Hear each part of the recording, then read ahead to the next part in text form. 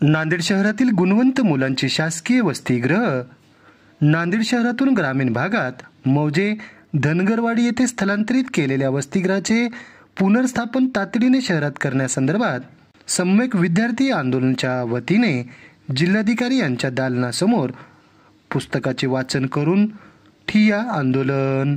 याबाबत सविस्तर वृत्त असे की आज गुरुवारी दुपारी 4:30 वाजता प्राप्त होत असलेल्या माहितीनुसार सम्यक विद्यार्थी आंदोलनचे नांदेड जिल्हा उपाध्यक्ष आतिश ढगे यांच्या नेतृत्वाखाली विद्यार्थ्यांनी आज जिल्हाधिकारी यांच्या दालनासमोर पुस्तकाचे वाचन करून ठिय्या आंदोलन सुरू केले आहे।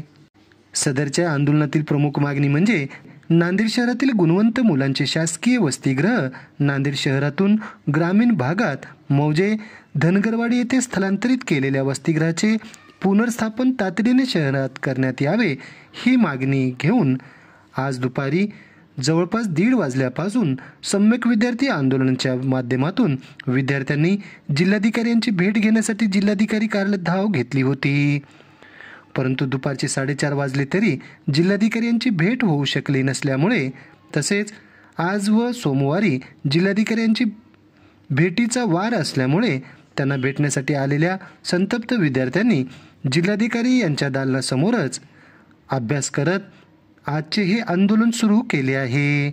सदरच्या या आंदोलनासंदर्भात सम्यक विद्यार्थी आंदोलनाचे नांदेड जिल्हा उपाध्यक्ष आतिश ढगे यांनी आपल्या प्रतिक्रियेद्वारे आज रोजी दुपारी 4:30 वाजताच्या दरम्यान जिल्हाधिकारी कार्यालयात आपल्या प्रतिक्रियेद्वारे सविस्तर माहिती दिली आहे।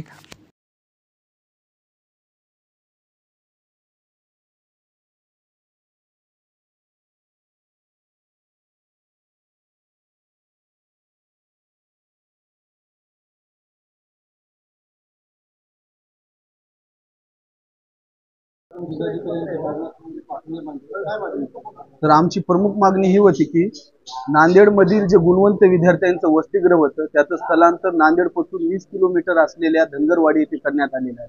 तर त्या वसतिगृहाचं स्थलांतर पुन्हा शहरामध्ये करण्यात यावं जेणेकरून विद्यार्थ्यांची येण्या जाण्याची जी गैरसोय होत आहे ती बंद होईल। तर त्या संदर्भाचं निवेदन घेऊन आम्ही माननीय जिल्हाधिकारी साहेबांना भेटायला आलो होतो। आम्ही 1:24 येथे उपलब्ध होतो पण कलेक्टर साहेब हे आम्हाला भेटले नाही।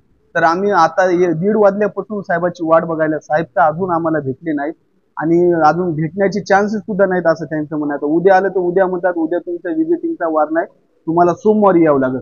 म्हणजे रविवार गुरुवार आणि सोमवारी लोकांना भेटण्याचा वार आरक्षित असताना सुद्धा कलेक्टर साहेबांचा आम्ही 4 तास झालं वाट बघायला ते आम्हाला भेटायला तयार नाहीत। जर कलेक्टर साहेब आम्हाला भेटायला तयार नसतील तर आम्ही बी असं ठरवलेलं आहे की आम्ही पूर्ण रात्रभर आणि पूर्ण जोपर्यंत आम्हाला साहेब भेटत नाहीत तोपर्यंत आम्ही इथंच अभ्यास करत बसू आणि इथूनच उठून सकाळी आम्ही कॉलेजला जाऊ असा पवित्रा घेतलेला आहे।